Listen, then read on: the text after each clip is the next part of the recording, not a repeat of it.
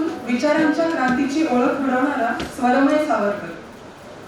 नेताजी सुभाषचंद्र बोस महाविद्यालय नांदेड आणि अभिनव भारत शिक्षण संस्थेच्या वतीने आयोजित या वैचारिक आणि सांगीतिक समारंभात मी डॉक्टर जान्हवी शिवकर आपले हार्दिक स्वागत करते.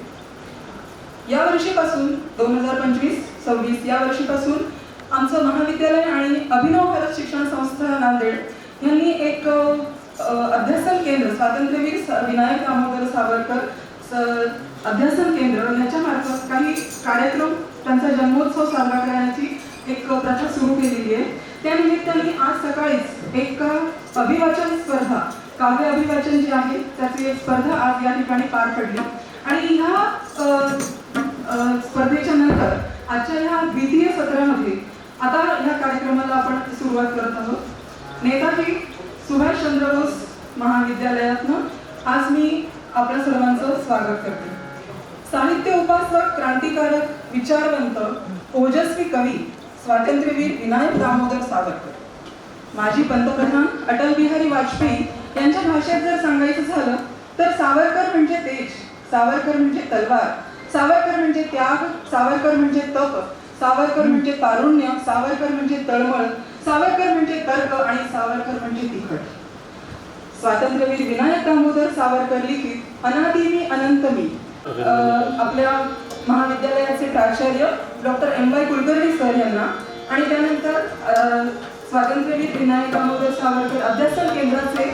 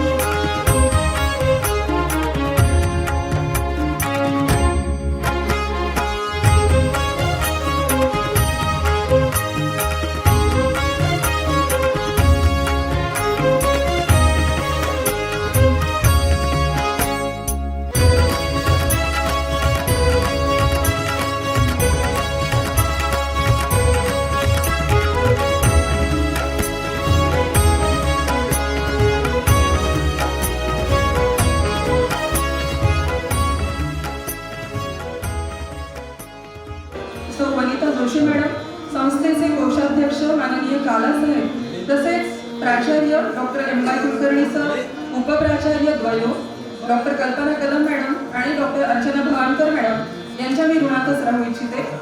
ह्या कार्यक्रमाची यांच्या अथक परिश्रमातून, प्रयत्नातून आजचा हा संगीत स्वरांजली जो कार्यक्रम आहे हा आपल्याला आज उदयास आलेला आहे आणि आपण त्याचा आस्वाद निश्चित घेतच आहोत. आजच्या या कार्यक्रमाला शुभेच्छा देण्यासाठी मी माननीय श्री बालासाहेब पांडे सरांना आमंत्रित करते की त्यांनी थोडक्यात आजच्या कार्यक्रमासाठी शुभेच्छा द्याव्यात. आपल्या अभिनव भारत शिक्षण संस्थेतर्फे स्वातंत्र्यवीर सावरकर जन्मोत्सव साजरा करण्याचं ठरलेलं आहे की 4-8 दिवसापूर्वीच असं एक कल्पना काढली आमच्या मनीष देशपांडेनं आणि मग त्याच्यापासून सुरुवात झाली. सावरकर जयंती आपण दरवर्षी साजरी करतो, पण यावर्षी सावरकर जन्मोत्सव साजरा करावा ते 28 तारखेलाच करायचं ठरलं होतं, पण त्याच्यामध्ये ते काही जमलं नाही, कारण की आम्ही जे वक्ते बोलवले ते महाराष्ट्र सरकारनेच बोलवले, त्याच्यामुळे ते कार्यक्रम रद्द झाला. आता कार्यक्रम आज घेतला आहे, तर आजचा कार्यक्रम 2 दिवसाचा कार्यक्रम आहे. सकाळी आपलं अभिवाचन स्पर्धा झाल्या, आता गाण्याचा कार्यक्रम आहे, उद्या सावरकरच्या नावानं जे बक्षीस वाटप आहे त्याचा उद्या कार्यक्रम. तर या कार्यक्रमाला आलेले सर्व श्रोत्यांचं अभिनंदन करतो आणि शुभेच्छा देतो. दूतेची अर्पित नदी कविता रसाला लेखा प्रति विषय तुमचे अनन्य झाला. आज नेताजी सुभाषचंद्र बोस महाविद्यालयामध्ये आयोजित केलेल्या या स्वरमय सावरकर कार्यक्रमात सर्वप्रथम आपण उपस्थित असलेल्या सर्व सावरकर प्रेमींना सादर अभिवादन करतो. आणि खरं सांगायचं तर अगदी म्हणजे कार्यक्रम कुठे आहे असं विचारल्यानंतर जेव्हा हे सांगता येत होतं की नेताजी सुभाषचंद्र बोस महाविद्यालयाच्या स्वातंत्र्यवीर सावरकर सभागृहामध्ये कार्यक्रम आहे, तेव्हा म्हणजे अंगावर काटा येतो, खरं सांगतो. आणि दोन व्यक्तिमत्वाचे दोन आपल्याला प्रतिमा पाठीमागे दिसत आहेत, ते जे विलक्षण महापुरुष आहेत, एक वंगपुत्र आहेत, एक महाराष्ट्र पुत्र आहेत, आणि दोघंही सशस्त्र क्रांतीचे मुकुटमणी आहेत. आणि त्या दोघांशिवाय भारतीय स्वातंत्र्याचा इतिहास पूर्ण होऊ शकत नाही. त्या दोघांची भेट पण झालेली आहे. सावरकर सदनामध्ये दोघांची भेट झाली आणि त्या भेटीनंतर दोघांनी जे काही केलं ते ठरवून केलं. एकीकडे नेताजी भारताबाहेर गेले, त्यांनी आझाद हिंद सेना उभी केली आणि ब्रिटिशांवर बाहेरून आक्रमण केलं. आणि इकडे सावरकर काय करत होते तर त्यावेळेला जेव्हा दुसऱ्या महायुद्धाचं तोंड फुटलेलं होतं तेव्हा सावरकरांनी तरुणांना आवाहन करायला सुरुवात केली की सैन्यात भरती व्हा, ब्रिटिशांच्या सैन्यात भरती व्हा. आता लोकांना हे कळेना की ज्या ब्रिटिशांविरुद्ध आपण लढलो त्याच ब्रिटिशांच्या सैन्यात भरती व्हायला हा माणूस सांगतो. पण तात्याराव जेव्हा भाषण करत होते त्या काळातले, ते भाषणामध्ये म्हणत होते, तरुणांना म्हणत होते की अरे सैन्यामध्ये भरती व्हा, आम्ही लपून छपून शस्त्र वापरली. आज ब्रिटिश लोक तुमच्या हातात शस्त्र द्यायला स्वतः तयार आहेत, कारण त्यांची गरज आहे. सैन्यात भरती व्हा, शस्त्र शिकून घ्या, बंदुका हातात घ्या. ऐन वेळी त्यांची तोंड कुठल्या दिशेनं फिरवायची ते नंतर बघा. हा द्रष्टेपणा. आणि आपल्याला याचा परिणाम दिसतो लगेच. इंग्रजांनी का भारतावरचं त्यांचं नियंत्रण सोडलं, म्हणजे आता स्वातंत्र्योत्सव आपला जो आहे त्याचं आता सहस्त्रचंद्र दर्शन होईल लवकरच. आता तरी निदान हे आपल्या लक्षात यावं की त्याला कारण मुख्य काय होतं. सरळ दोन कारणं होती की एक तर इंग्रज म्हणतात भारतावरती नियंत्रण ठेवावं एवढं लष्करी सामर्थ्य या युद्धामुळे आता आमच्यात उरलेलं नाहीये, आणि ज्यांच्या जोरावर आम्ही भारतावर राज्य करतो ते सैन्यातले जे भारतीय आहेत ते आता इंग्रजी प्रशासनाशी प्रामाणिक नाहीये, आणि त्यामुळे आम्हाला हे सोडावं लागतंय. अर्थात सरळ 1857 ची पुनरावृत्ती होती की काय याची भीती वाटल्यामुळे इंग्रजांनी त्या देशातून काढता पाय घेतला. म्हणजे बिना खडग बिना ढाल वगैरे विचार आपण डोक्यातून आता काढून टाकले पाहिजे. स्वातंत्र्य काही भीक मागून मिळत नसतं.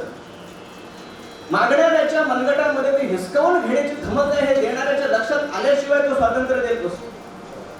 आणि वास्तविक हे घडलं. हा दृष्टीपणा कुठून आला.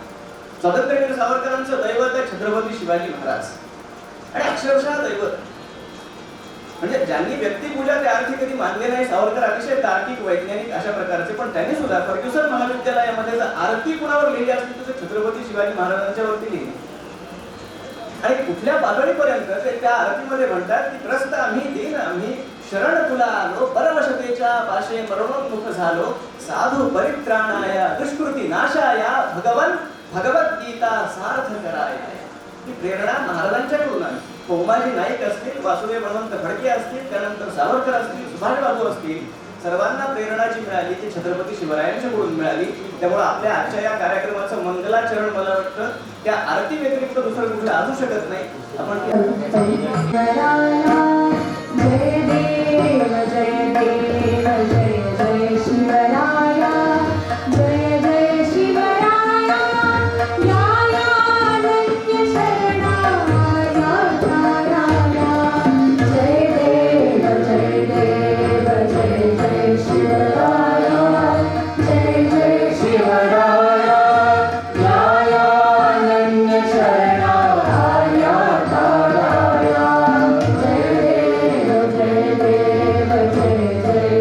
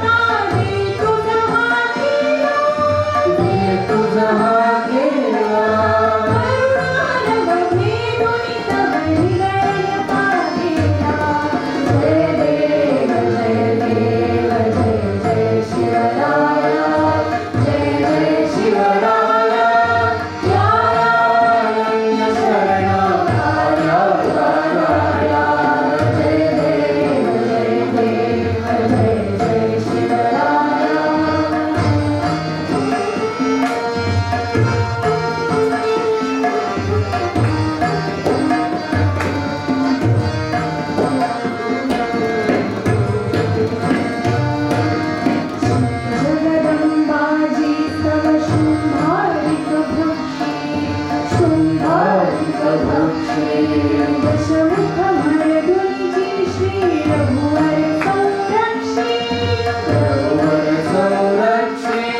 पीतूता भूमाता विच्छाने छटा तुझे शिवराया दिवकोण दुजाता जय देव जय शिवराया जय शिवराया यायारण्य शरणाया ताराया जय देव जय शिवराया.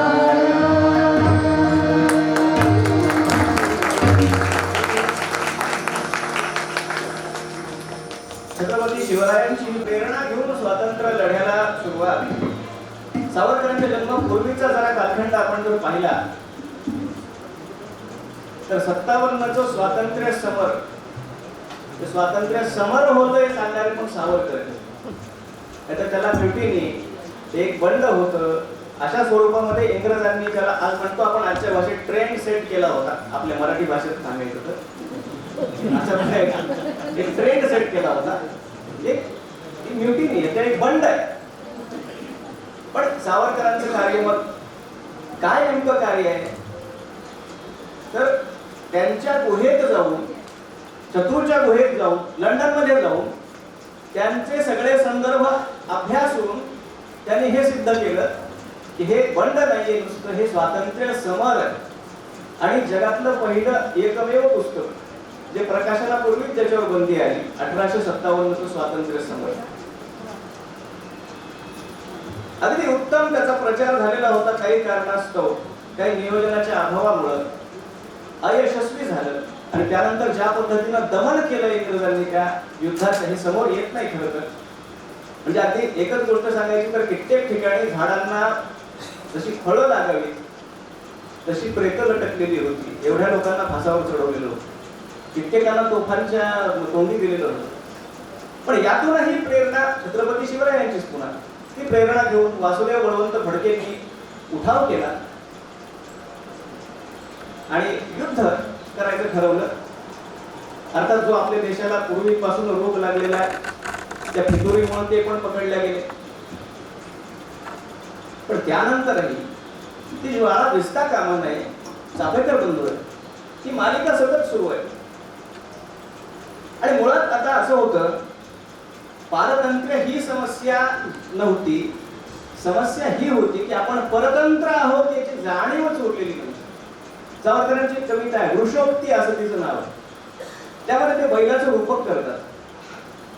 तो आपलं ओझं वाहणारा बैल तो परतंत्र आहे. पण त्यालाही जाणीवच नाही की आपण परतंत्र आहोत. स्वातंत्र्य कशाला म्हणतात त्यालाही जाणीवच नाही. आणि हे असं मानसिक गुलामगिरी ज्यातून आपण खरं तर अजूनही तेवढे मुक्त झालेलो नाही आहोत. पण जे तिकडून येतं ते चांगलं. इंग्रजीमध्ये काहीतरी बोललं, आता जसं मी म्हणालो त्याच्यात बोललो की आपल्याला जरा भारी वाटतं. आपण गेला चीनमध्ये तर इंग्रजी नाही चालत, तिथे चायनीज शिकायला द्यायला लागतं, जर्मनीमध्ये जर्मन बोलायला लागतं, फ्रान्समध्ये फ्रेंच बोलायला लागतं. त्या त्या देशामध्ये त्यांच्या मातृभाषा त्यांनी जपलेल्या आहेत. पण अजूनही मानसिक गुलामगिरी ती त्या काळातही होती. आणि सावरकरांचं सर्वात मोठं कार्य मुळात हे आहे की त्यांनी त्यातून आपल्याला सोडवण्यासाठी पुरुषार्थ केला, आपल्यामध्ये स्वत्व जागवलं. आणि खऱ्या अर्थानं जो एक काळोख पसरलेला होता त्या काळोखातून या देशाला वरती काढण्यासाठी जो काही सूर्य उगवलेला आहे. आता आपण आज स्वातंत्र्यवीर सावरकरांची गीतं तर पाहतोय, त्यांचं काव्य तर पाहतोय. पण जसं देवाकडे जाताना आपण आपल्या घरची पण काही फुलं घेऊन जातो, तशी काही अन्य पण गीतं एक दोन आहेत ती आपण पाहणार आहोत.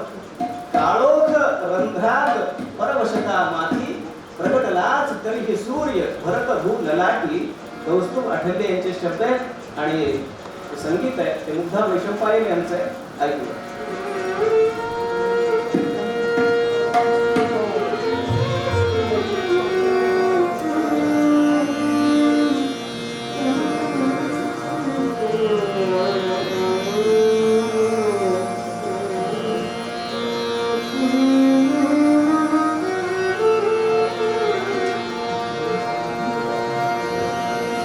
का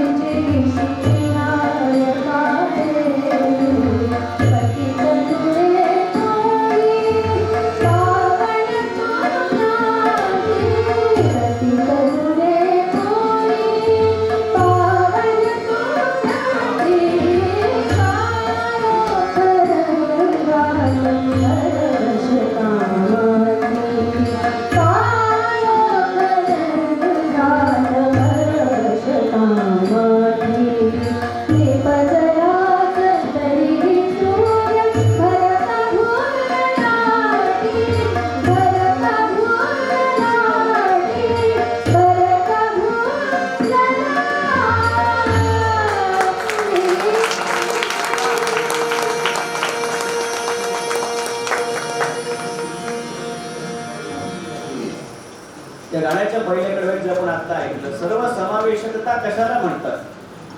सर्व समावेशक असलं पाहिजे काय असं बरंच म्हणलं जातं. तर सर्व समावेशक व्हायचं म्हणजे का लोटांगणच घ्यायचं का कुणाच्या पुढं? तर तुम्ही आमच्या सोबत या याच्यासाठी लोटांगणच घ्यायचं. सावरकरांची सर्व समावेशकता ही नाहीये. तत्वनिष्ठ राहून सर्व समावेशक कसं व्हावं, सावरकरांचं एक वाक्य आहे. इंग्रजीमध्ये ते अगदी थोडक्यात आहे, with you, without you, in spite of you. तर मराठीमध्ये आलात तर तुमच्यासह, न आलात तर तुमच्या वाचून, आणि विरोधात तर त्या विरोधात उच्छेदून हिंदू आपल्या सामर्थ्याप्रमाणे हिंदू राष्ट्र उभं करते. ती सर्व समावेशक. तर त्यांना म्हटलं अहो त्यांच्यात काही चांगले आहेतच की. मग ते म्हणतात जे न्यायप्रिय विभीषण आहेत त्यांचं स्वागत आहे. आम्ही कुठे नाही म्हणतो. ही सर्व समावेशकता खऱ्या अर्थाने. आणि जसं पारतंत्र्याच्या बाबतीत आहे की तशी सामाजिक विषमता ज्याचा आता उल्लेख झाला. पतित पावन मंदिर त्यांनी उभं केलं रत्नागिरीमध्ये आणि त्या सामाजिक क्षेत्रामध्ये जे कार्य केलं. आणि आणखी मुख्य गोष्ट सांगतो, संकल्पना कशा स्पष्ट त्यांनी स्वतःच्या होत्या आणि आपल्या त्यांनी करून दिल्या. जे अस्पृश्य होते, ज्याच्यावर अन्याय झाला होता, त्याला कोणी दलित म्हणत होतं, कोणी हरिजन म्हणत होतं, पण शेवटी सावरकरांचं म्हणणं तुम्ही त्यांना वेगळंच संबोधताय. म्हणून सावरकरांनी इतका सुंदर शब्द दिला, ते म्हणतात पूर्वास्पृश्य. जे आधी अस्पृश्य होते आता नाही आहे, आता पावनच आहे, आता आपल्यातलेच आहे. म्हणून वेगळा उल्लेख त्यांचा करण्याची आवश्यकता नाही. आणि काय काय एक एक म्हणजे किती रूप आहे, किती पैलू आहे या व्यक्तिमत्वाचे आपण कल्पना करू शकत नाही. ज्वलत जहाल क्रांतिकारक तर होतेच, द्रष्टे राजनीतिज्ञ होते, अतिशय तार्किक असे विज्ञानवादी होते, तर ते समाज सुधारक होते, महाकवी, लेखक, उत्तम नाटककार, अत्यंत प्रतिभासंपन्न असे इतिहासकार, ओजस्वी वक्ते, अनेक पैलू आणि भाषा शुद्धीचे प्रणेते. म्हणजे त्यांनी आज आपल्याला पर्यायी जे शब्द दिले मराठी भाषेमध्ये, आपण ते वापरतो फक्त ठाऊक नाही आपल्याला की ते त्यांचे शब्द आहेत.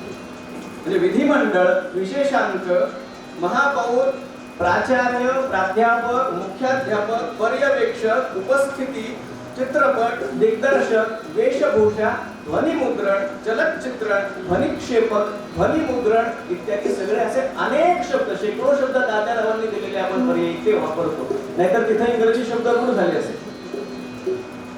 हे त्यांचं म्हणजे. आणि इतक्या गोष्टी एक माणूस मुळात करू शकतो. आचार्य आत्रे म्हणायचे चमत्कारांवर तसा माझा विश्वास नाहीये, पण सावरकरांचं जीवन पाहिल्यावर वाटतं की नाही चमत्कार होतात, हे मानलं पाहिजे. आणि अक्षरशः त्यांच्यावर कविता करायला बसलं तरी म्हणजे त्याचे प्रतिभा संपन्न फार मोठे कवी असतील त्यांची गोष्ट वेगळी आहे, पण माझ्यासारख्या सामान्य माणसाला उपमाच सापडत नाही. काय उपमा देणार? उधाणलेल्या समुद्राकडे पाहिलं की वाटतं दादराव असे, विजांचा कडकडाट असलेलं एखादं वादळ असलं की वाटतं सावरकर असे.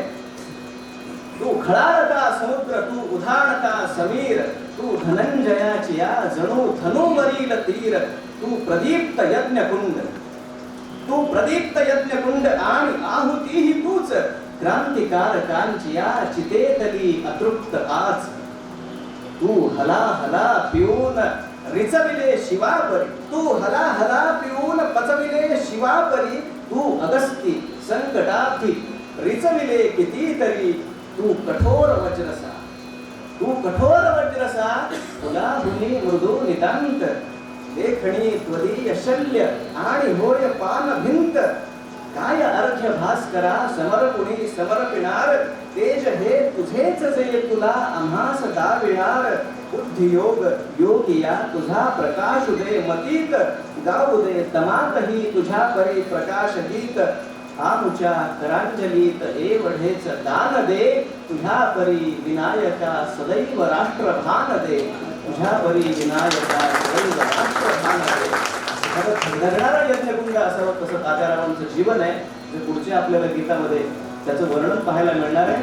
गौरी कुलकर्णी यांचे शब्द आहेत आणि अशोक पत्की यांचं संगीत आहे. ऐकूया.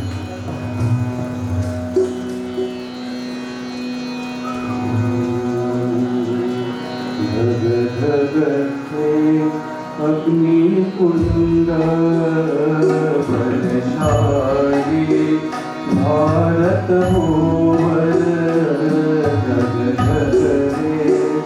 अग्नि कुंड बलशाली भारत होवर, दश दिशातुनी जय घोष स्वातंत्र्य वीर सावरकर जगले अग्निकुंड बलशाली भारत भूवर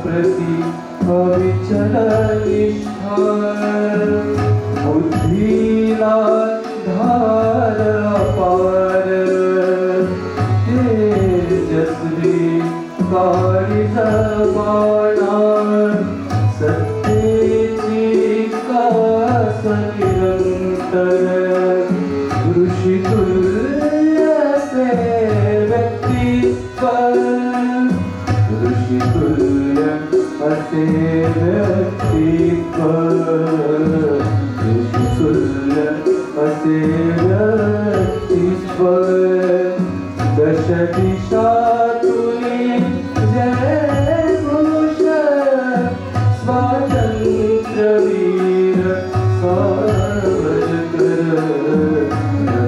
जगले अग्निकुंड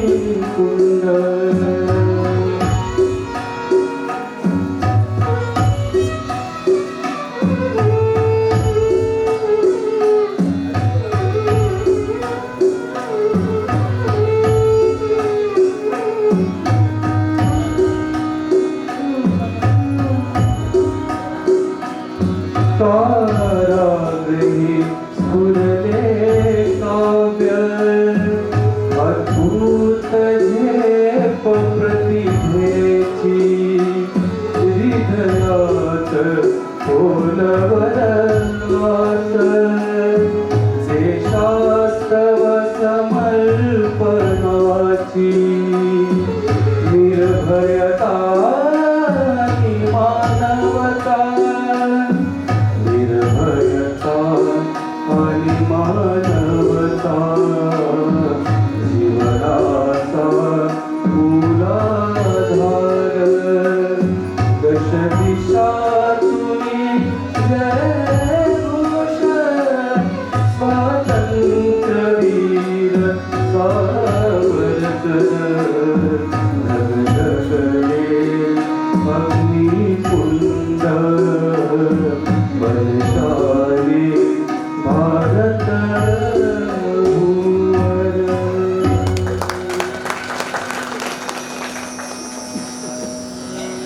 एक फक्त सावरकरांची साहित्यिक हीच बाजू जरी आपण पाहिली तर त्यामध्ये त्यांनी कविता लिहिल्या कवितांचे तरी प्रकार किती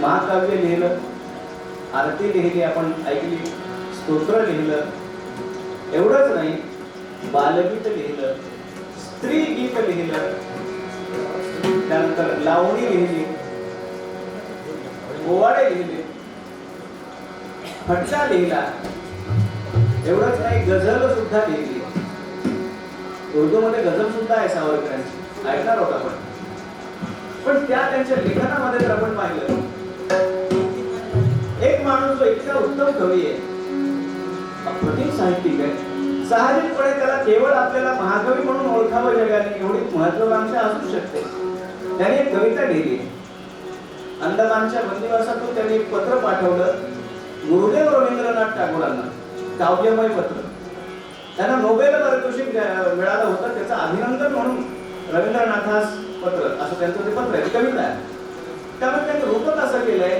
की एक जणू काही आगगाडी आहे त्या आगगाडीमध्ये वेगवेगळे डबे एक डबा समाजसेवकांचा असेल एक देशभक्तांचा एक कवींचा आणि ते म्हणतात कवींचा डबा पाहिला आणि मला वाटतं हा आपला डबा आहे इथे सगळे आपले लोक बसलेले आहेत तिथे मी बसलो आणि माझ्या कानावर भारत मातेचे शब्द आले आणि ती मला म्हणाली अरे कवींच्या डब्यात काय करतोयस ती आगगाडी पुढे नेण्यासाठी इंजिनामध्ये जिथं कोळसा जाळला जातो तिथं इंधन कमी पडतंय, तिथं तुझी आवश्यकता.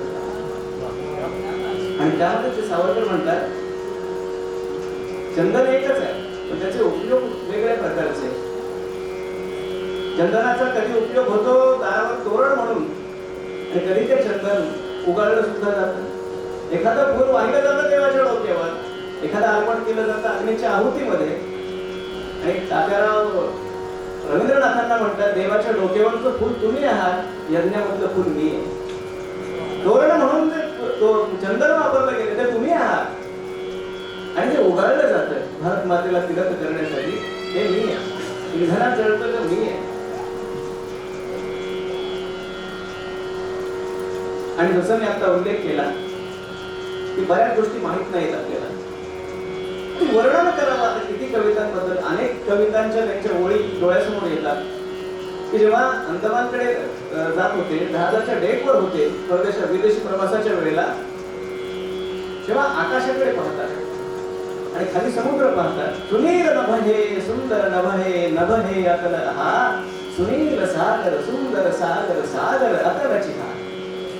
किती नाट्यपूर्ण भाषा आहे. त्याचबरोबर जगन्नाथाचा रथोत्सव त्याचे वर्णन करतात. ऐश्वर्ये भारी अशा या ऐश्वर्ये भारी, महाराज आपुले कथाना कुठे निघे स्वारी.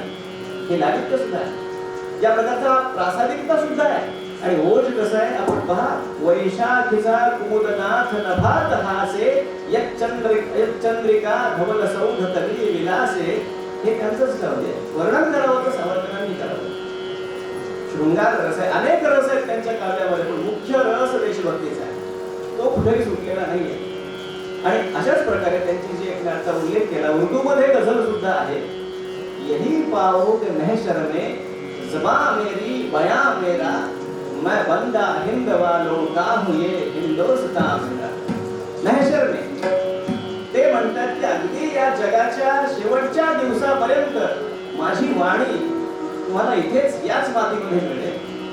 शेवटी त्यात म्हणतात ते तेरी सेवा में है भारत, ये सर जाए तो जाए, तो मैं समझूं कि ये मरना हयाते जावेदा मेरा.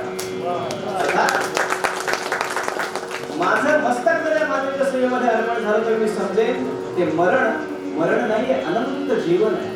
तुझं साठ मरण ते जनन, तुझं वीण जनन ते मरण. ऐकूया यही पाओ के महशर में.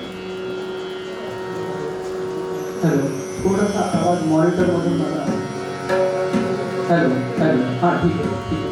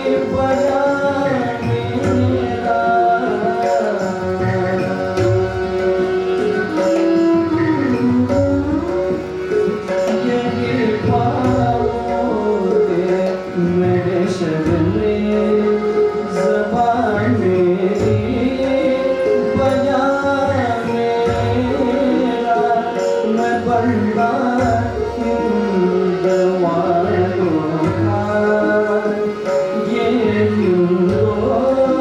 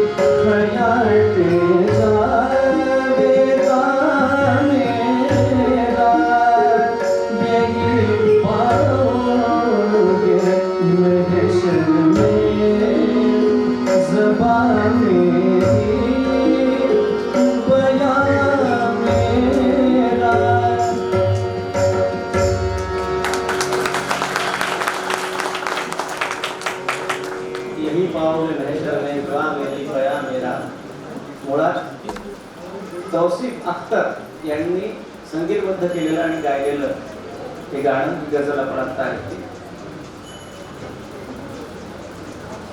या सगळ्या काळोखाच्या वातावरणामध्ये 28 मे 1883 रोजी नाशिक जवळ भगूर या गावामध्ये सावरकरांचा जन्म झाला.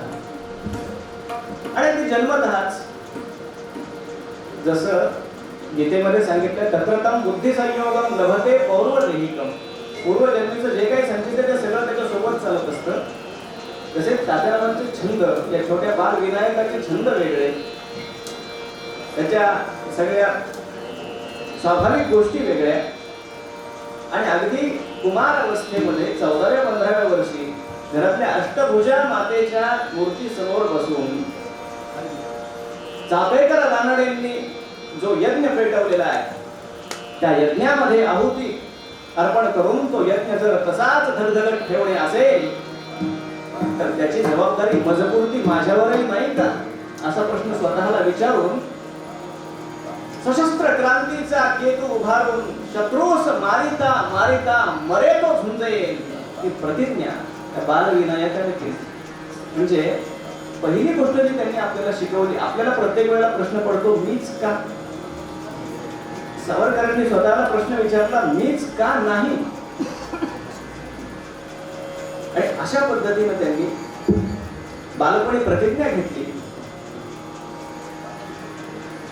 त्यांच्यामधलं तेज कसं होतं बालपणापासून एक प्रसंग सांगतो त्यांच्या शालेय जीवनातला. त्यांच्या शाळेमध्ये नाशिकला एकदा वक्तृत्व स्पर्धा आयोजित झाली आणि विद्यार्थ्यांनी आपलं भाषण लिहून आणावं आणि तिथे सादर करावं असं अपेक्षित होतं. त्याप्रमाणे सगळ्या विद्यार्थ्यांनी भाषणं केली. या विनायकानं सुद्धा अतिशय सुंदर भाषण केलं, ओजस्वी भाषण केलं. सर्वांना मनापासून असं वाटत होतं की हे भाषण प्रथम क्रमांकाचं आहे. परीक्षकांचा काहीतरी वेगळा विचार होता. प्रथम, द्वितीय, तृतीय, उत्तेजनार्थ सगळे क्रमांक घोषित झाले तर ते सावरकरांचं नावच नाही. अर्थात याचं त्यांना काही वाटलंही नाही. म्हणजे हे कुठेतरी आपलं नाव यावं, कुठला तरी आपल्याला पुरस्कार मिळावा, म्हणजे अगदी नेल्सन मंडेलाला सुद्धा भारतरत्न देऊन झालं. पण त्यांना काही फरक पडत नाही. विषय तो आपल्या कृतज्ञतेचा आहे. तर आपण स्वतः बहाल करायचं की आम्ही दिला आमच्याकडून, ते आपलं आहे. त्यांना नाही फरक पडत. तसा तेव्हाही त्यांना फरक पडला नाही. तर ते त्यांचं तेज आहे, त्यांचं महत्व आहे, ते त्यांचं आहेच, त्यांच्या ठिकाणीच आहे. आणि म्हणून तेव्हा त्यांना काही त्याचं अर्थात वाटलं नाही. पण जेव्हा त्या प्रेक्षकांनी हे सांगितलं की एक भाषण अतिशय जोरदार खरं तर झालं होतं, पण इथं अपेक्षित आम्हाला हे होतं की विद्यार्थ्यांनी स्वतः भाषण लिहून आणावं आणि ते सादर करावं. सादरीकरण तर उत्तम होतं, पण आम्हाला निश्चितपणे असं वाटतंय 100% की हे काही यांनी लिहिलेलं नाहीये. पण त्यांनी चुकीच्या व्यक्तीशी पंगा घेतला. सावरकर आता गप्प बसणारे नव्हते, इथून पुढे सावरकर आहे. इथं ते म्हणतात जर माऊली ज्ञानेश्वर महाराज त्या वयामध्ये ज्ञानेश्वरी लिहू शकतात, एक अंश माझ्यामध्ये पण असेल की थोडंसं मी पण लिहू शकतो. आणि इथं थांबले नाहीत ते म्हणाले ठीक आहे, तुमच्या मनात शंका आहे ना, मला आत्ताच्या आत्ता एक विषय द्या, त्याच्यावर मी आत्ता तयारी करतो आणि लगेच भाषण करतो. ज्यावर त्यांना विषय दिला गेला त्या विषयावर एक 5-1 मिनिटं त्यांनी बाहेर काहीतरी येरझाऱ्या मारीत आपली तयारी केली, भाषण केलं. पहिल्या भाषणापेक्षा प्रभावी भाषण केलं. सगळ्यांनी टाळ्या वाजवल्या, आवाज झाला. आता परीक्षकांची गोष्टी झाली, करायचं काय. कारण आता हे सिद्ध झालं की ते भाषण त्यातच होतं. परत प्रथम, द्वितीय, तृतीय सगळे क्रमांक आता घोषित होऊन गेलेले आहेत. मग परीक्षकांनी असा विचार करून असं ठरवलं, असं त्यांनी सांगितलं की आता क्रमांक तर घोषित झालेले आहेत, पण परीक्षकांचं म्हणून एक स्वतंत्र बक्षीस आम्ही सावरकरांना देतो, या विनायक दामोदर सावरकरला देतो. जेवढे आपल्याला सावरकर समजतात ना ते त्याच्या पुढेच असतात. इथं ते काय म्हणतात, तो बालविनायक काय म्हणतो, तो म्हणतो नाही धन्यवाद तुम्हाला की तुम्ही हे मान्य केलं, पण मी लिहिलेलं भाषण हे मीच लिहिलेलं आहे हेही ज्या परीक्षकांना कळलं नाही त्यांच्याकडून मला पारितोषिक नको.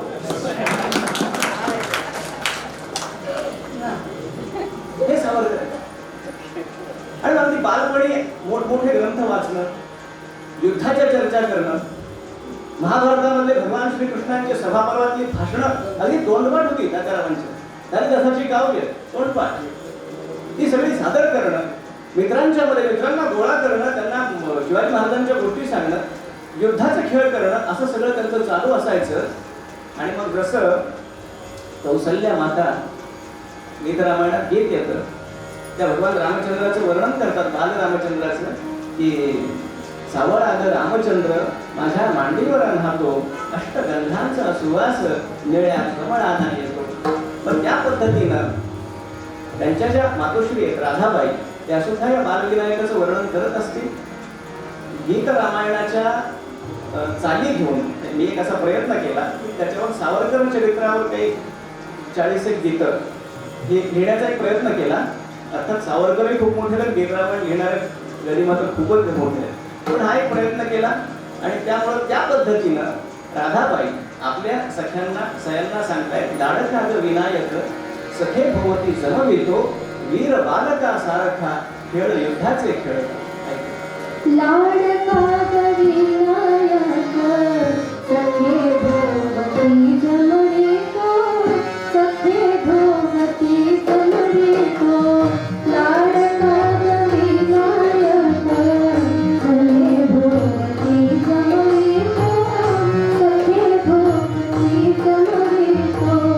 वीर बालका सारखा खेळ युद्धाचे खेळतो, खेळ युद्धाचे खेळतो.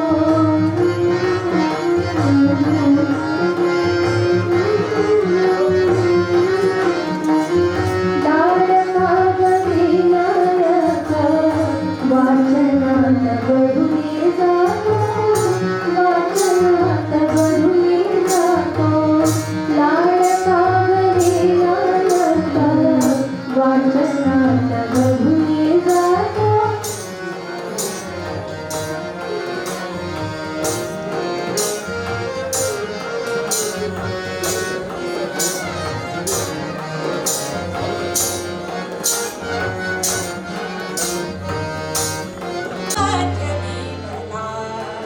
अनादिवी अनंतमी अवाढवी वारिनरी पूजगती असा कवण जन्मना, वारिनरी पूजगती असा कवण जन्मना, कवण जन्मना, कवण जन्मना, कवण जन्मना, कवण जन्मना.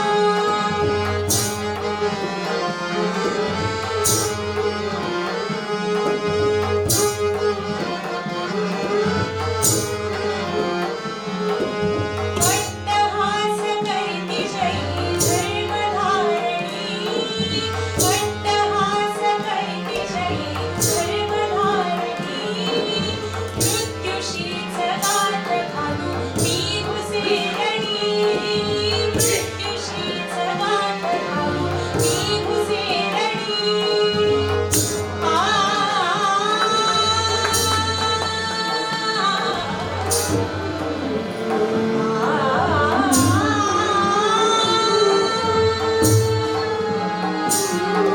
वट्टहास करती जयी धर्मधारिणी, मृत्यूशीच गाठ घालू मी घुसेरणी, मृत्यूशीच गाठ घालू मी घुसेरणी. भक्ती जाई मजसिना जळगाची हो, भक्ती जाई मजसिना जळगाची हो. जीवनी मला प्राण पद सुटतो, जीवनी मला प्राण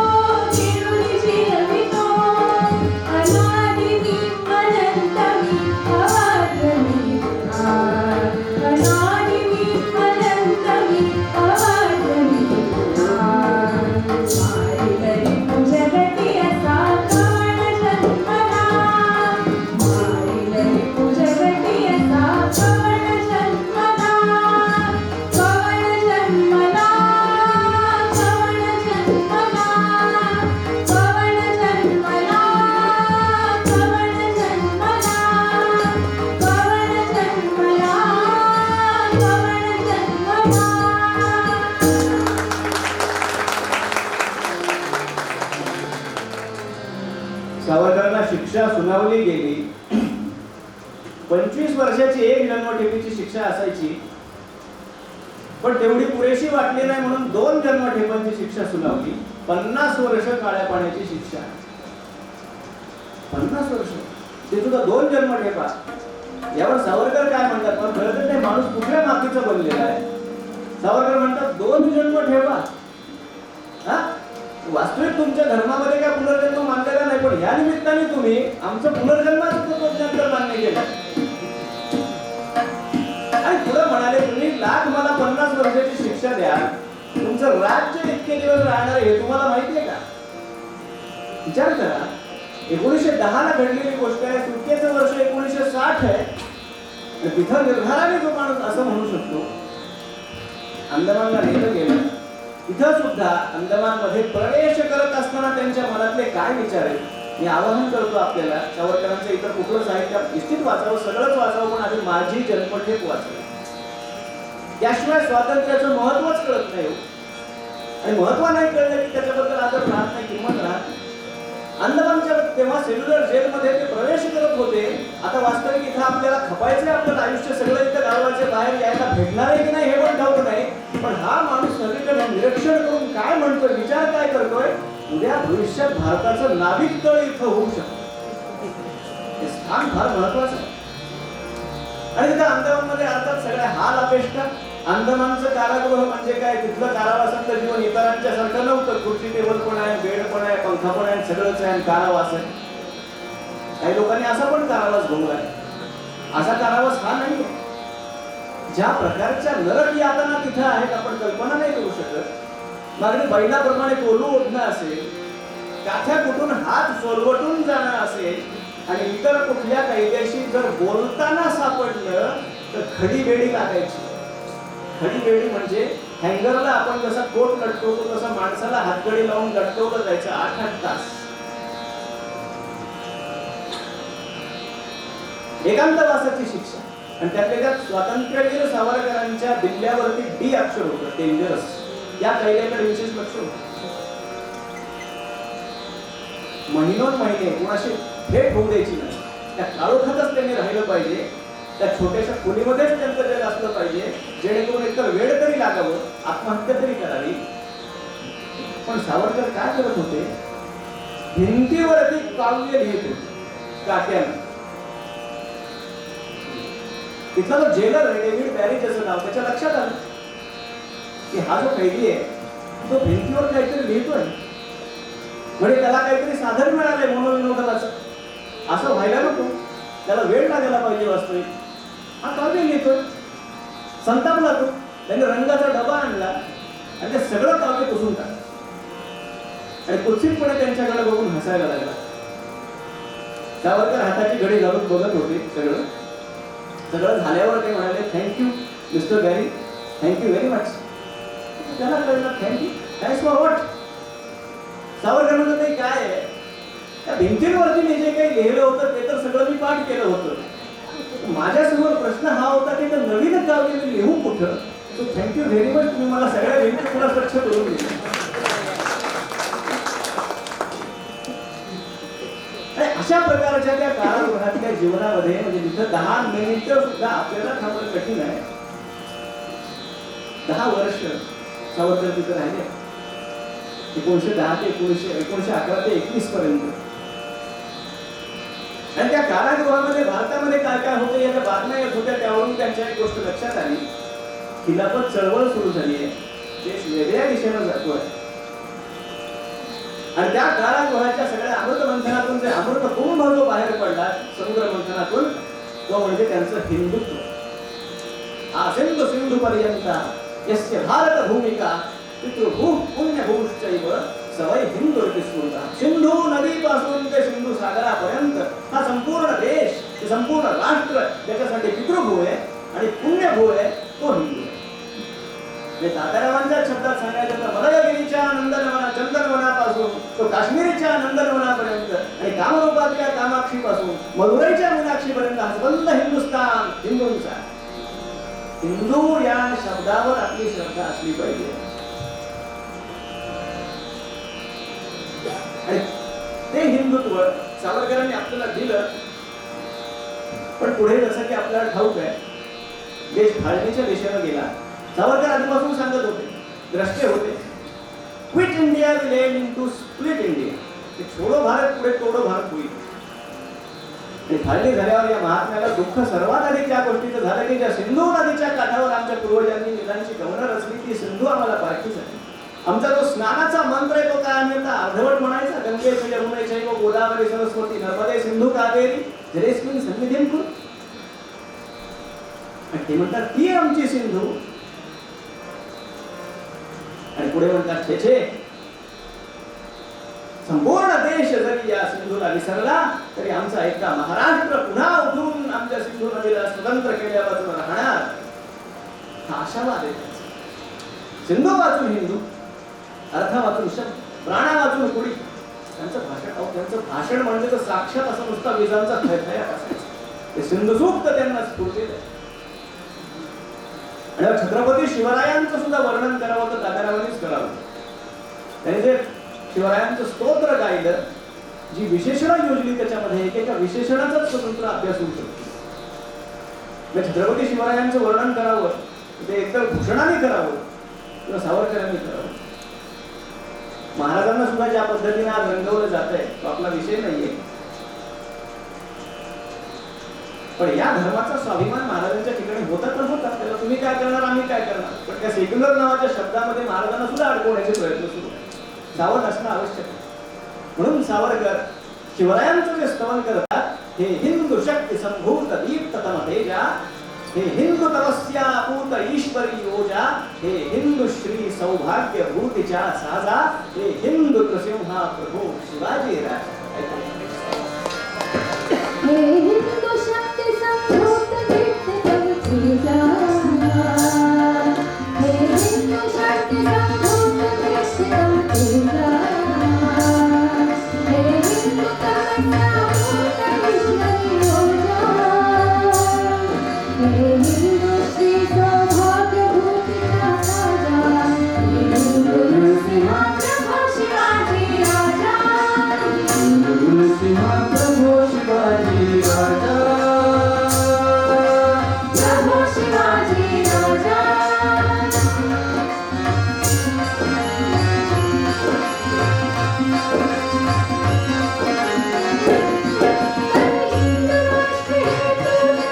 वंदना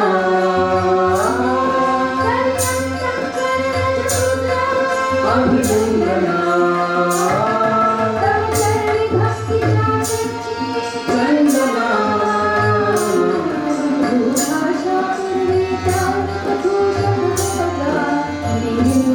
नृसिंहा प्रभू शिवाजी राजा, प्रभू शिवाजी राजा.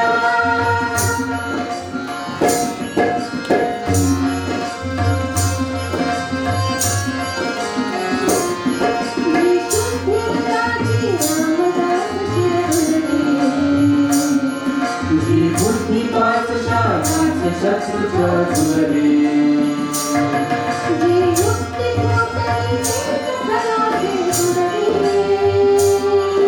जी शक्ती परोन्नतास पदवी तुडवी, राहुजे राहुजे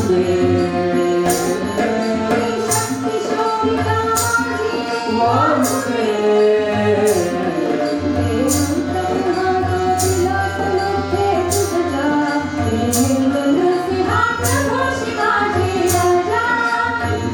नृसिंहा प्रभू शिवाजी राजा,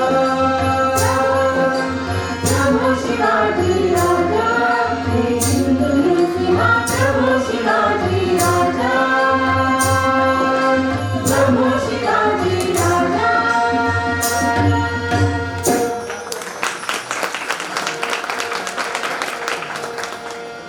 छत्रपती शिवरायांचे अखेरचे शब्द काय आहेत माहिती आहे आपल्याला?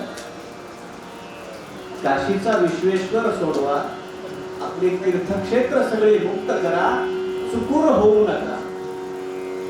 काशीचा विश्वेश्वर सोडवा. आपली सगळी तीर्थक्षेत्र जिथं मुक्तपणे नांदतायत अशा भारताचं स्वप्न दादारावांनी सुद्धा पाहिलं होतं. त्या दिशेनं आपण जातोय निश्चितपणे. अयोध्येचं राम मंदिर उभं राहिले, काशीचा विश्वेश्वर सुद्धा मुक्त होणार आहे, मथुराही मुक्त होणार आहे, सगळे तीर्थक्षेत्र पुन्हा एकदा मुक्त होणार आहे.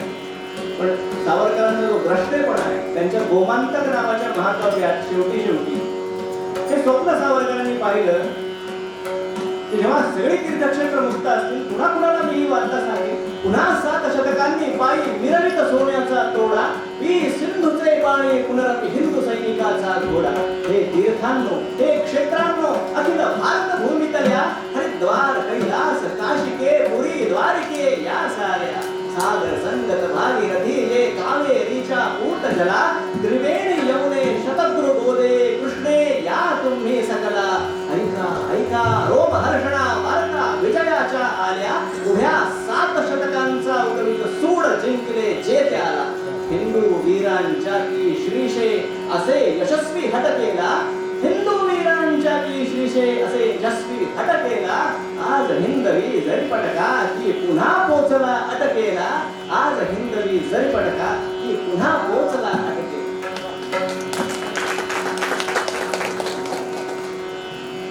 एका विद्वानाने असं म्हटलंय, पाश्चात्य विद्वानाने, तुमच्या देशातल्या तरुणांच्या ओठावर गाणी कुठली आहेत ते मला सांगा, त्या देशाचं भविष्य काय असेल ते मी तुम्हाला सांगतो. आणि त्यासाठी सावरकरांनी कसं म्हटलं, अनेक साहित्य प्रकार हाताळले, आवर्जून त्यांनी पोवाडे गेले. महाराजांचे जे दगडा मातीचे किल्ले आहेत ते तर आहेतच, त्यांचंही संवर्धन संरक्षण होणं आवश्यक आहेच. पण महाराजांची सगळ्यात मोठी शक्ती ही होती, त्यांनी जे नरदुर्ग उभे केले. हा महाभारतातला शब्द, दुर्गाचे जे प्रकार सांगितले किल्ल्यातले त्यातला एक प्रकार आहे नरदुर्ग, अशी माणसाची किल्ल्यासारखी. आणि अशा एकेका वीराचं जे स्तवन स्वातंत्र्य सावरकरांच्या वाणीतून येतं म्हटल्यावर पाहायचं काम. त्यात त्यांनी बाजी प्रभूंचा जो पोवाडा रचला, त्यामध्ये जो काही वीररस ओतला, आपण त्याचा अनुभव.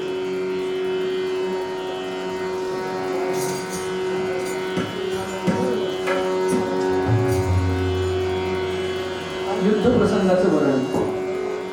आले आले गनिम खिंडीत चवताळून आले, आले आले गनिम खिंडीत चवताळून आले, अन झाले झाले सज्ज मराठे सरताळून झाले.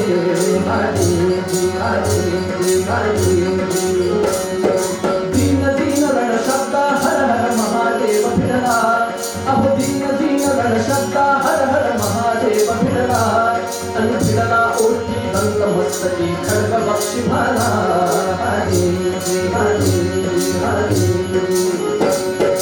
हल्ला चढवित परस्परावरी पुन्हा पुन्हा लढती, अहो हल्ला चढवित परस्परावरी पुन्हा पुन्हा लढती, आणि नटती योद्धे समर भोजनी वीर रसालू किती.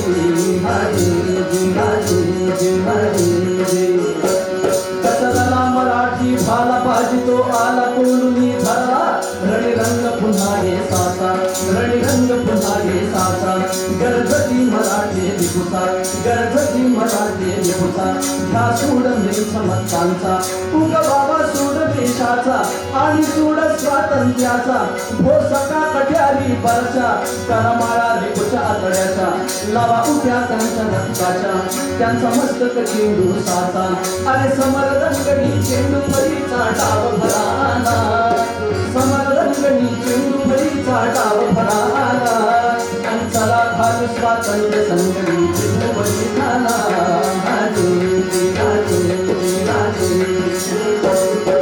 डाब उलटला मेंचावर तो पुन्हा परत हटला, डाब उलटला मेंचावर तो पुन्हा परत हटला, अंजय झाला परिवीर मराठा बहुतांशी पडला. तिकडे गडच्या तोफा अजूनही 5 कान सुटती, आणि तिकडे गडच्या तोफा अजूनही 5 कान सुटती, आणि वीर मराठे सचिन आशा पट्ट सर्व भरती, वीर मराठे सचिन आशा पट्ट सर्व भरती. तशात जेवून ताजी टोळी फाजल ताजे तो, अहो तशात जेवून ताजी टोळी फाजल ताजे तो, आणि धन्य बाजीची वीर उसळी अशनी पडतो. पिंड तो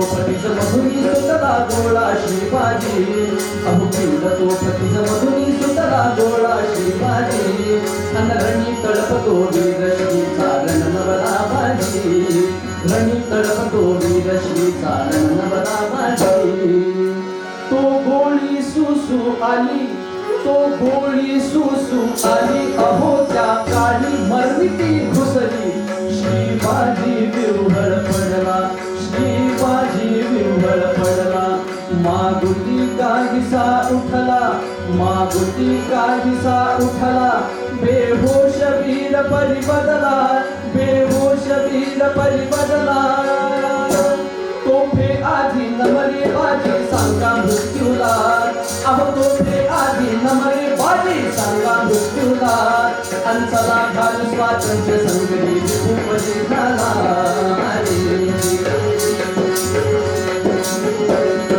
थांबा बाजी जखम तरी पुरी बांधूच्या थांबा अहो थांबा बाजी जखम तरी पुरी बांधूच्या थांबा अन हर हर रणीचा ऐकून वीरा उसळू नका थांबा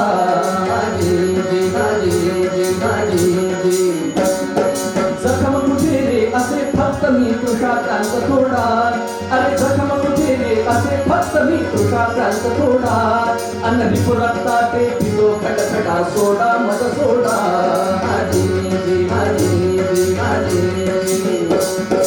खरी जखम भू आईस माझ्या फोडी बंबरडा अहो खरी जखम भू आईस माझ्या फोडी बंबरडा अन ओढून त्यांची अतडी बांधूया पट्टी तिला सोडा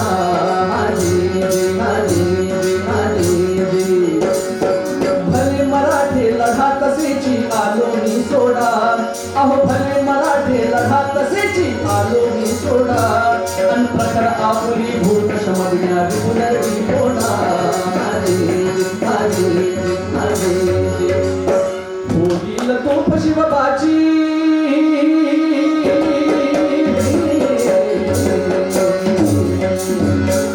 होईल तोफ शिवबाची क्षणी तो क्षणीची तो बळीसाची पिंडलडबाची फेडाया ऋणया भूते फेडाया ऋणया भूते अजी कृष्ण बिंदू रक्ताचे त्या मुद्दल मोडूसाचे अन व्याधतीला स्वातंत्र्य देऊनी फेडा घर झाला अन व्याधतीला स्वातंत्र्य देऊनी फेडा घर झाला अन चला फार स्वातंत्र्य संगती विभुपरी झाला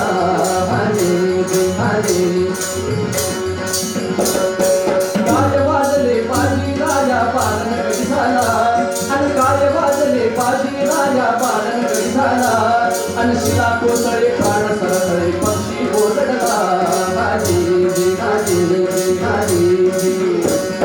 लढा तरी मग वीर चला हो रणात घुसलो मी अहो लढा तरी मग वीर चला हो रणात घुसलो मी अन रक्ते मळवू लढवू तुमची कसे कसे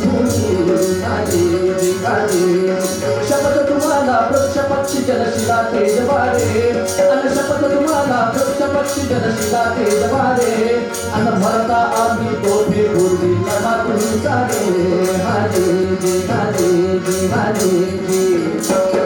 देह बंद तो तुटला बाजी राज धरे पडला अन देह बंद तो तुटला बाजी राज धरे पडला अन वीरवराचा विठ्ठल आत्मा ने नाशी भिडला अन वीरवराचा विठ्ठल आत्मा ने नाशी भिडला अन वीरवराचा विठ्ठल आत्मा ने नाशी भिडला तो बार धडाधड झाले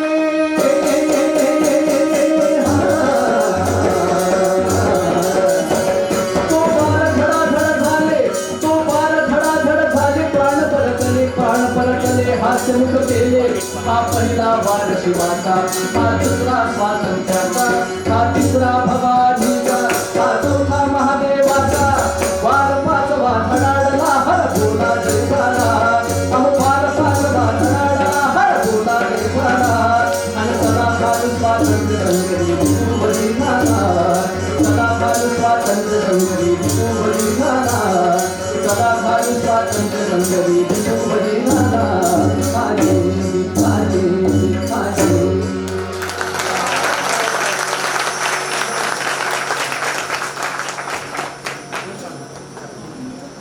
सावरकरांनी आम्हाला हे सगळं दिलं आणि आम्ही सावरकरांना काय दिलं त्या बॅरीने त्यांची वचनाची धून काढली ठीक आहे स्वातंत्र्यानंतर आम्ही स्वातंत्र्यवीरांची किती आंदोलनातून वचनं काढली त्यांची प्रतिमा लावायची म्हटलं विधिमंडळात तर त्यावरून गोंधळ होतो.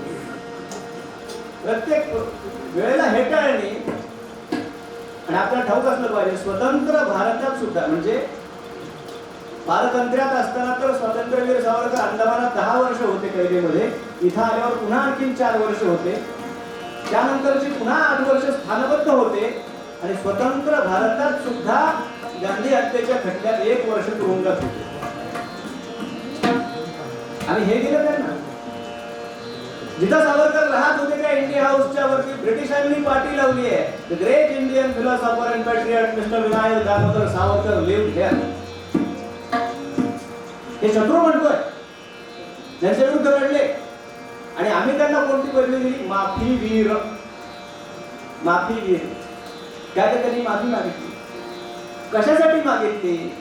ज्यासाठी उडी मागितली त्यासाठी मारली त्यासाठीच माफी मागितली. प्रत्येक कैद्याला जी सुविधा दिलेली आहे तिचा त्यांनी उपयोग केला. बॅरिस्टर होते. इथं खितपत करून उपयोग नाहीये. बाहेर येऊन देशासाठी काहीतरी कार्य करायचं असेल तर 2 पाऊल मागे यायचं, पुन्हा पुढे जायचं. चाणक्य नीती आहे, ही कृष्ण नीती आहे, ही छत्रपती शिवरायांची नीती आहे. पण खऱ्या अर्थानं सावरकर काय होते ते पुन्हा पुन्हा सांगण्याची वेळ येते की बनते न धरा परदेश भक्त बनकर ऊपर से आते हैं. बनते न धरा परदेश भक्त बनकर ऊपर से आते हैं. 100 सूरज होते एक तभी सावरकर पैदा होते. ब्राइटन के सागर से पूछो या मार्सेलिस की लहरों से, भगूर जैसे देहातों या लंदन जैसे शहरों से, लोकमान्य से, नेताजी से या तो पूछो धिंगरा से, सावरकर थे कैसे पूछो अंडमान की कारा से. मातृभूमि के आंसू जिसको जीवन भर तड़पाते हैं, 100 सूरज होते एक तभी सावरकर पैदा होते. याद करो वह दिव्य प्रतिज्ञा बाल विनायक के मुख की, चापेकर को हृदय लिए जो जगदम्बा के सम्मुख की. याद करो वह अभिनव भारत युवकों की वह टोली भी, याद करो वह विदेश के वस्त्रों की जलती होली भी. कुछ ही होते हैं हृदय यहाँ जिनमें अंगार सुलगते हैं, 100 सूरज होते एक तभी सावरकर पैदा होते. जो स्वतंत्रता के दीवाने परतंत्रता न सह सकते, जयोस्तुते श्री महन मंगले वीर वे ही कह सकते हैं. तो भले मनोरम किंतु यहाँ यह सांझ न थाए घोर मुझे, वह वीर कहे ले चल सागर प्रिय मातृभूमि की ओर मुझे. तो विमुख सुलभ्य प्रलोभन से कुछ ही व्रतस्थ यूं जीते हैं, 100 सूरज होते एक तभी सावरकर पैदा होते. काला पानी जो सुनते ही मन को कंपित कर देता है, यह दंड नहीं केवल भीषण पल पल मृत्यु को न्योता है. ललकारा अपनी मृत्यु को हर पीड़ा को सहते सहते, कांटे की कलम लिए कविता दीवारों पर लिखते लिखते. जीवन जीते हैं दीवाने, हम तो बस जीवन ढोते हैं. 100 सूरज होते एक तभी सावरकर पैदा होते. माफी की बात ही क्या उनकी, माफी की बात ही क्या उनकी जो मृत्यु से 2 हाथ करे. माफी की बात ही क्या उनकी जो मृत्यु से 2 हाथ करे. जो कृष्ण नीति को समझ सके वो सावरकर की बात करे. माफी की बात ही क्या उनकी जो मृत्यु से 2 हाथ करे. जो कृष्ण नीति को समझ सके वो सावरकर की बात करे. क्या किया गलत जो धूर्तों से धूर्तों सा छल व्यवहार किया, तब एक लिया पीछे मुड़कर फिर पलट दूसरा वार किया. छोड़ो गहराई सागर की क्या मेंढक बदला पाते हैं. 100 सूरज होते एक तभी सावरकर पैदा हुआ. ये अंतिम है. सुन सको तो सुनो सागर की, सुन सको तो सुनो अंबर की, सुन सको तो सुनो सागर की, सुन सको तो सुनो अंबर की, सुन सको तो सुनो स्वतंत्रता के हेतु छिड़े हर संगर की. आशाओं की, भाषाओं की, वरदानों की, बलिदानों की, पर मत सुनना गलती से भी इन दूध मुहे नादानों की. सूरज तो सूरज है बंधु, उल्लू तो उल्लू होते हैं. 100 सूरज होते एक तभी सावरकर पैदा होते. बनते न धरा परदेश बनकर ऊपर से आते हैं. 100 सूरज होते एक तभी सावरकर पैदा होते. आणि हे 100 सूर्यांचं तेज काय असतं त्यांच्या स्वतंत्रतेच्या स्तोत्रामध्ये आपल्याला पाहायला मिळतं. जयोस्तुते श्री महन मंगले शिवास्पदे शुभदे, स्वतंत्रते भगवते त्वामहं यशोयुतां वंदे. ऐकू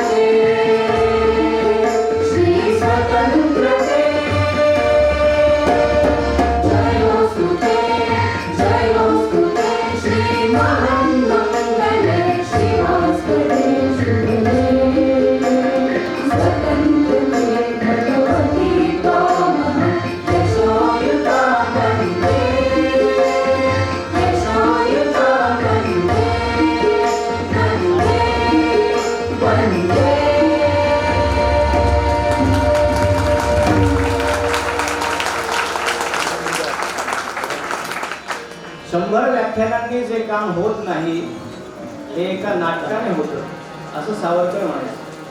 त्यामुळे त्यांनी नाट्यलेखनही केलं. उत्तर क्रिया, उश्चाप, संन्यस्त खड्ग ही त्यांनी लिहिलेली नाट्य आहेत. त्यात एकावर एक सुंदर नाट्यपद आहे.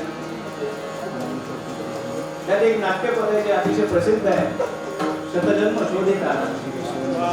आता वास्तविक हे नाट्यपद आहे पण ते फक्त काल्पनिक नाही. ते त्यांनी स्वतः जगलेलं आहे, ते जीवनातला प्रसंग आहे त्यांच्या. त्यातली जी नायिका आहे त्या नायिकाचा तिला विरह झालेला आहे. पण आपण प्रसंग पहा, विलायतेमध्ये शिक्षणासाठी म्हणून नवरा आपला जातोय आणि कवळ्या वयाच्या यमुनाबाई सावरकरांच्या पत्नी आता आपले पती बॅरिस्टर होऊन येणार, सुटा मुठात आपल्याला दिसणार ही त्या माऊलीची कल्पना. आणि भेट कुठे झाली? 50 वर्षाची काळ्या पाण्याची शिक्षा झाल्यानंतर त्यांना जेव्हा भारतात आणलं तेव्हा डोंगरीच्या कारागृहात भेट झाली. पती आपला साखळदंडामध्ये बांधलेला आहे. सावरकर स्मित हास्य करत होते. यमुनाबाईच्या डोळ्यामध्ये गंगा यमुना भरून आलेल्या होत्या आणि सावरकर त्यांना समजवण्याचा प्रयत्न करताय. अगं वेडे, दुःख काय करतेस? चिमणी कावळ्याप्रमाणे गाडग्या बोळक्यांचा फक्त संसार करण्यासाठी आपण नाही आहोत.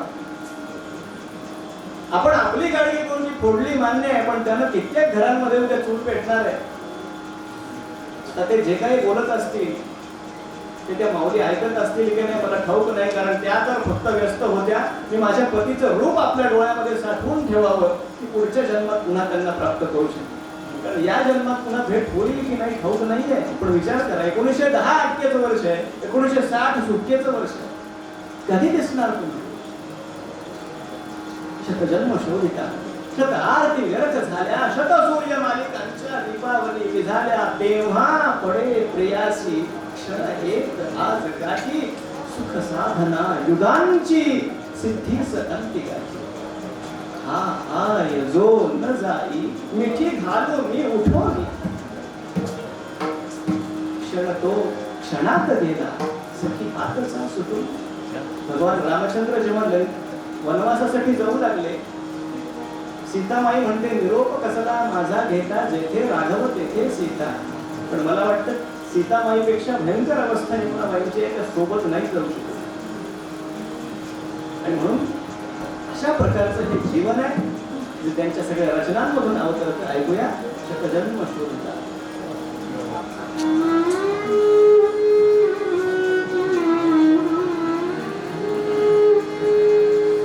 शतजन्म शोधिता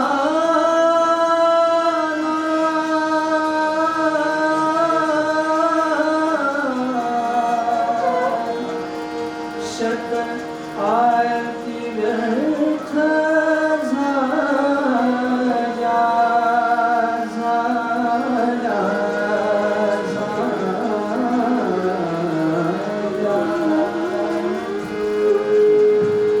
शतजन्म शोधिताना, शतजन्म शोधिताना, शतजन्म शोधिताना, शतजन्म शोधिताना, शतजन्म शोधिताना.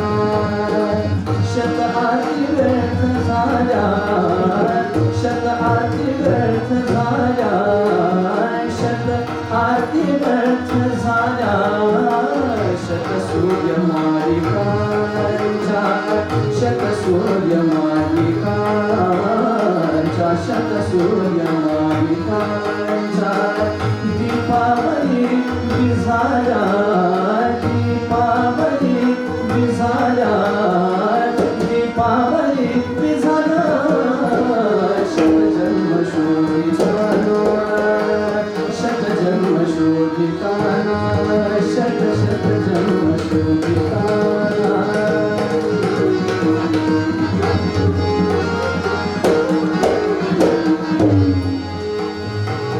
जेव्हा पडे प्रियासी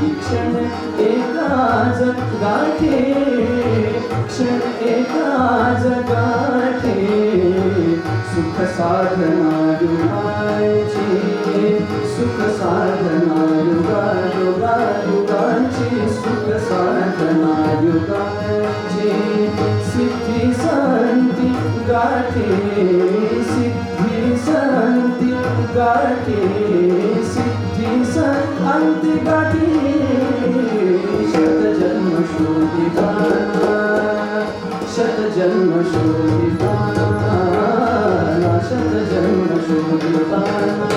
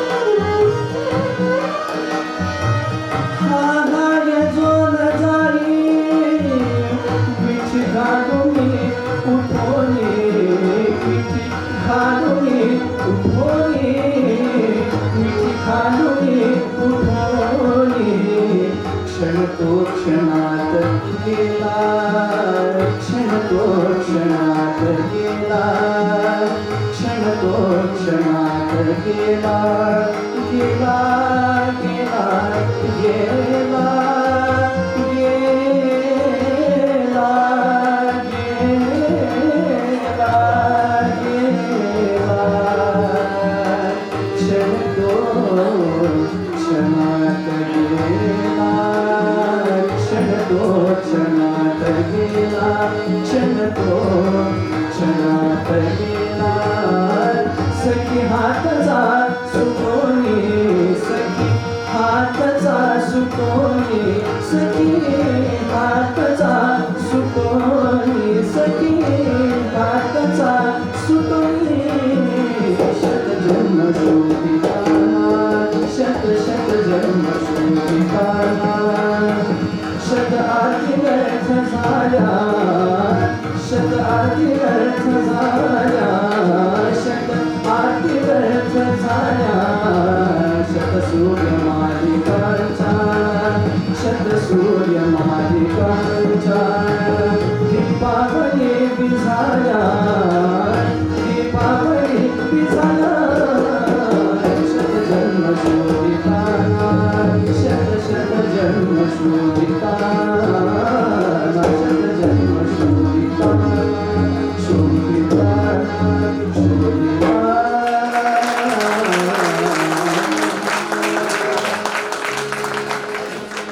क्षण तो क्षणात गेला. गुरुदेव रवींद्रनाथ टागोर म्हणतात त्यांच्या या एका ओळीसाठी त्यांना नोबेल प्राइज दिलं. क्षण तो क्षण. बऱ्याचदा आपण म्हणतो सावरकर दुर्दैवी होते, बऱ्याचदा म्हणतो, आपण ऐकलं असं. पण मला एका गोष्टीचं उत्तर सांगा, बाहेर पाऊस पडत राहिला आणि चातक घरट्यात झोपून राहिला तर दुर्दैवी चातक की पाऊस? दुर्दैवी आम्ही आहोत ज्यांना सावरकर कळू शकले नाही. आणि खरं तर सावरकर करण्यासाठी थोडं सावरकर आपण व्हावं लागतं. श्रावणी सोमवार आहे, शिवो भूत्वा शिवम येते असं म्हटलं गेलेलं. शिवाला पूजण्यासाठी शिवत्व आपल्या अंगी यावं लागतं. सावरकरांना कळवून घेण्यासाठी आधी सावरकर आपल्यामध्ये थोडे उतरावे लागतात, त्याशिवाय ते कळत नाही. हा हाय विनायक वीर आम्हाला कळला नाही, त्याच्या समदेशासाठी प्राणच तळमळला नाही. त्याशिवाय सावरकर नाही करू शकत. ब्रायटनच्या समुद्र किनाऱ्यावर आपले अय्यर नावाच्या मित्रासह सावरकर गेलेले आहेत. पाय जड झालेले. अचानकपणे डोळे डगडगले. त्या मित्राने हे स्वतः लिहून ठेवले. तर त्या समुद्राकडे पाहून सावरकर अचानक व्यथित झाले. काही शब्द सुचेना आणि काहीतरी गात होते, गात गात रचत होते, रचत रचत गात होते आणि रचत गात रडत होते. आणि जे काव्य तिथं स्फुरलं ते मराठी भाषेतलं अजरामर कैलास लेणं आहे.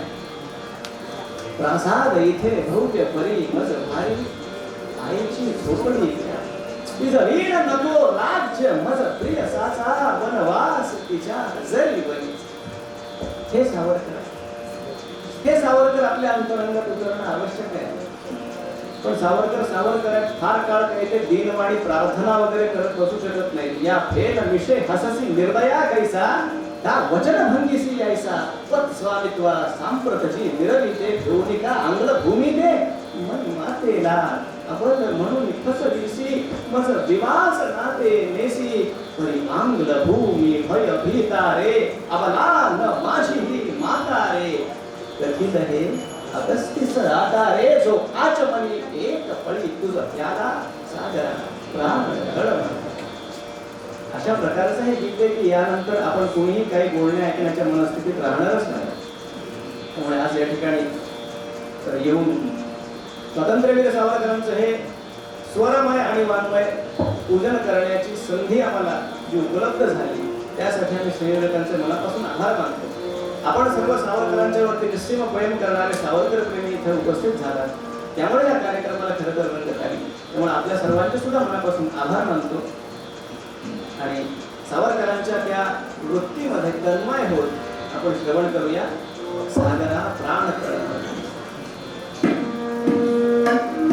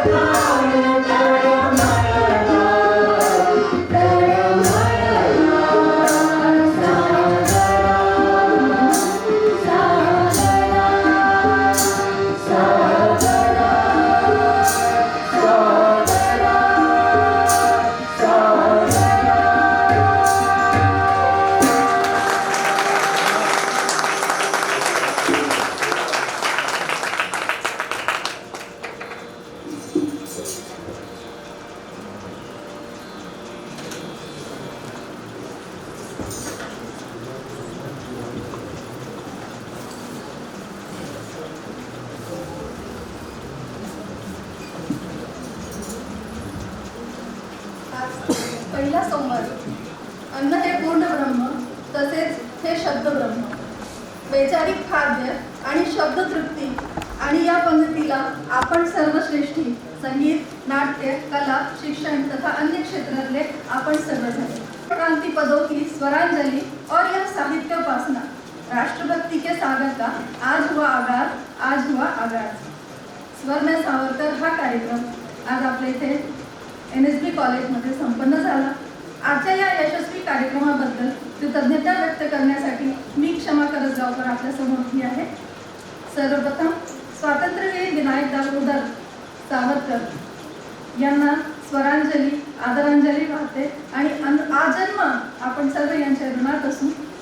राष्ट्रभक्ती याची भावना, अभिनव याची रुजवणूक व्हावी यासाठी कार्यक्रमाचे बीज पेरणारे अभिनव भारत शिक्षण संस्थेचे अध्यक्ष माननीय श्री बालासाहेबजी पांडे यांच्या ऋणात राहू इच्छिते व प्रेरणा प्रवास हा असा निरंतर चालत राहावा ही अपेक्षा व्यक्त करते.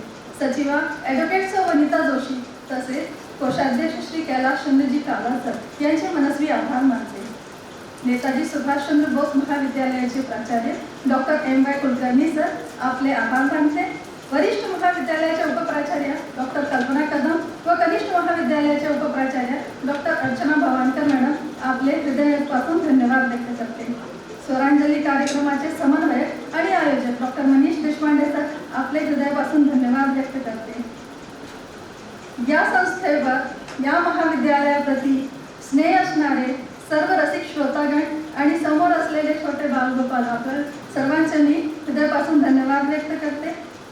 स्वरमय सावरकर या शब्दसूर यज्ञाला पूर्ण आहुती देणारे सुप्रसिद्ध गायिका व गायक कलाकार सौ अंजली दीक्षित आणि कुमारी उन्मनी बोरीकर, श्री अमोल मालेगावकर आणि श्री प्रसाद पटवारी यांचे मनस्वी धन्यवाद व्यक्त करते.